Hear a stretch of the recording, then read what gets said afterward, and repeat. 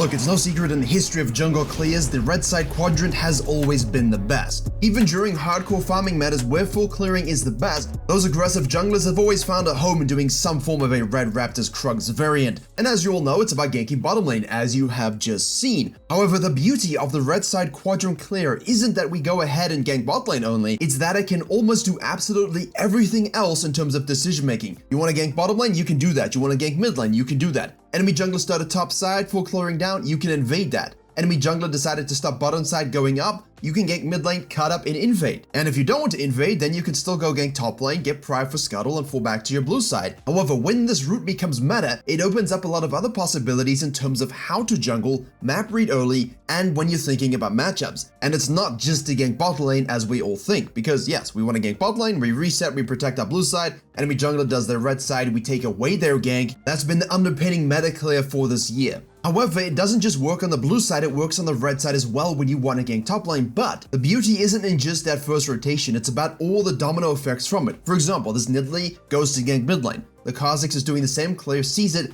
cuts in for the counter gank. You have to assess your 2v2s. In some situations it works out really well, in other situations it doesn't. In this one, the Nidalee is able to come out on top for the 2v2. In this example here, the Volibear cuts in and he's able to get out on top. Now, the next step of this clear is what makes it interesting. For example, now that the Kha'Zix has died, he's gonna go down to his blue side. Likewise, the Nidalee is gonna go to her blue side. Because both junglers use that red side quadrant gank to get their action going, it means that when you know the timers of the respawn of camps, you know, the first camp you do after the red buff will spawn around that 4-minute 17 marker up until about 4:22, depending on if that's a Raptors or Krugs or Gromp. And the camp you do after that will spawn between 4:35 and 4:45, which means the Kha'Zix here knows he's gonna go downstairs, do his blue side quadrant, Nidalee's gonna go top side, he can focus his scuttle, he can look for bottom lane gank, he can look for a mid lane gank, and then when the timer ticks over that 4:17 marker, he knows he can steal the Krugs or the Raptors, whichever one you did after the red buff. That's why tracking what the enemy jungler is doing is so important. Now, the Nidalee here could do the same thing, yes, but instead, as you would have seen, what did she do?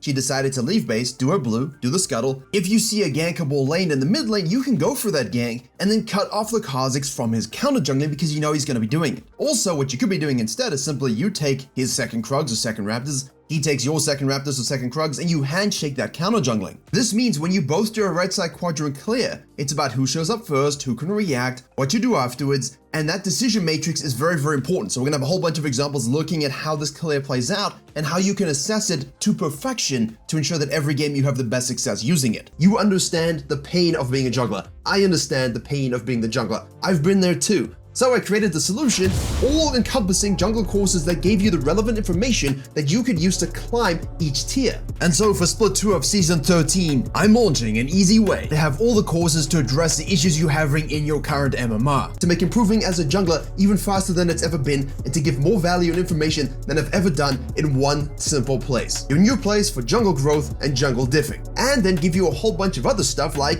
free jungle cheat sheets, a custom-made video just for the Jungle Club every single week, open Q&As every single week, patch rundowns, free coaching twice a week for anyone who wants to join the room. I've been the go-to jungle YouTuber since 2017. I've coached thousands of clients. I'm a qualified teacher with 15 years experience. I know how to make a course, and I know how to make junglers convert from low elo to gold to emerald to diamond to master plus. If you want to climb faster than anybody you know, jungle diff every game you play, head to virkayu.gg, click on jungle course memberships and sign up to reach your true potential. So here the Nidalee decided instead of handshaking the counter jungling or doing a blue side, I know the Kha'Zix is gonna do blue side, shop bot lane, which he does, do the scuttle and take my Krugs. He will expect me to do the same, and when expectations are set on meta clears, that's when, as you're seeing, you can choose to cut them off and prevent it. All to do with your matchups and your gold leads and your lane priors, so that's what we're going to discuss now. Remember, the whole idea is to set up tempo advantages over the enemy jungler, so you're not necessarily avoiding them completely, like they're not top side, you're not bot side. You are trying to get ahead of their goals while accomplishing your own, and when you have the same playstyle and the same clear routes, that kind of depends on matchups. So in this case, the Maokai decides to go Raptors, Red, Krugs, leash list. Ideally, we would go bottom lane, but if that's not gankable, if there's no prio there, then you flex now either into an invade of the enemy jungler who's full clearing down, say your Kayns, which can be abused, or you just go to the mid lane. If the enemy jungler again does the same clear and they show up first like this Rumble does, then the prio of the bottom lane adds to your benefit. They can roam the supports and you can make plays. Here we die and the Rumble has to go back to base. But the second phase is different to the Nidalee. In this particular case, we're Maokai, we still need to get our own econ, we don't have the map mobility of an Italy, we can't go ahead and take blue, scuttle, collapse, and kill the Rumble. So what we do is we actually focus on taking our blue side, the scuttle, counter-jungling the Raptors, but when the enemy jungler and mid has prio and they notice these things, they can cut you off. And of course, the good play here is to get executed. After this, we can go back to base, and if we can get to the bottom side and gank that lane before the Rumble's able to finish his top side, reset, and come on down as well, you get that advantage also. And in most cases, and in most MMRs, the enemy jungle, the Rumble in this case, will not even be thinking about this. You'll be thinking about farm, you get ahead of him, you shove it up, and now you could either do a dragon, you could go back down to your red side and reset and look for hero plays. The map is yours. So we have the ability to gank bot, gank mid, invade, we have second rotations down to a T, we can handshake, we can cut them off, but what else does this clear provide when it becomes meta? Well, when it becomes meta, you see certain junglers try to mind game each other with different clears. For example, you might have a Shaco that decides, hey, you expect me to do red side, I'm gonna do blue side. It could allow you then to adapt and do a different clear. This Graves basically goes blue, red, Krugs, an old school level 3 clear just to avoid the cheese from the Shaco. I've done a whole video on that, I'll leave a link in the description below. And then instead goes for the bot lane gank while the Shaco does his blue side and is caught out a little bit. Both junglers mind gaming themselves and then they don't actually do those clears at all. What about this Lee Sin who does the clear, and thanks to vision we've gained, we see a Graves go from red to the Raptors and path towards his wolves, not towards his Krugs. This means we can go ahead and of course gank bottom lane and invade. If bottom lane isn't gankable, then we can go ahead and apply that pressure. And that here's the important thing, playing against junglers who don't do this clear and simply using yours as a way to punish them. The Graves does a dumb clear, which is not truly that dumb, but it's obviously why we don't like to do it. 4 camps to get level 3 is always worse than 3 camps to get level 3.